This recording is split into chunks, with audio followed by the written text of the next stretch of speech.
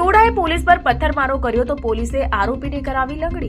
અમદાવાદના બોપલમાં એક શ્રમિક મહિલાની છેડતીના કેસમાં પોલીસે એક્શન લીધા છે. મહિલાનો પતિ આરોપીને ઠપકો આપવા પહોંચ્યો તો તેને માર માર્યો.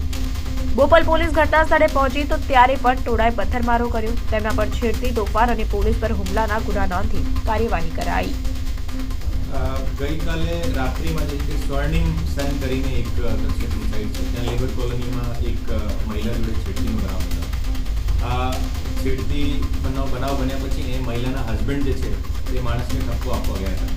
એ માણસને જોડે પણ જે એ ઘણા બધા માણસો ભેગા થઈને એને મારામારી કરી અને એક રૂમમાં એને પૂરી દેવામાં આવ્યો હતો.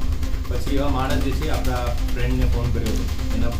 એના ફ્રેન્ડ જે પ્રવીણભાઈ જે છે એ પણ ત્યાં પહોંચે, પણ એ પહોંચ્યા તો એને ઉપર પણ મારામારી કરેલી.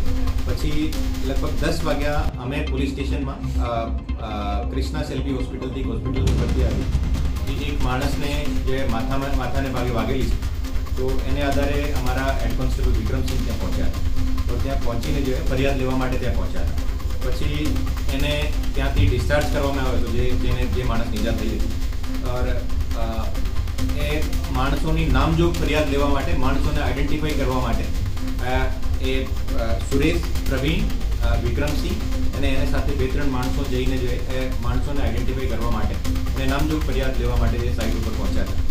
ઓર ત્યાં જે માણસોનો ટોળો ભેગો થઈને એને ઉપર પથ્થરમારો કર્યો હતો. ઓર એને આધારે જે વિક્રમસિંહને પણ ઈજા થયેલી છે અને બાકી માણસોને પણ ઈજા થયેલી છે. આ આખા પ્રકરણમાં ટોટલ 3 એફઆઈઆર દાખલ કરવામાં આવી છે.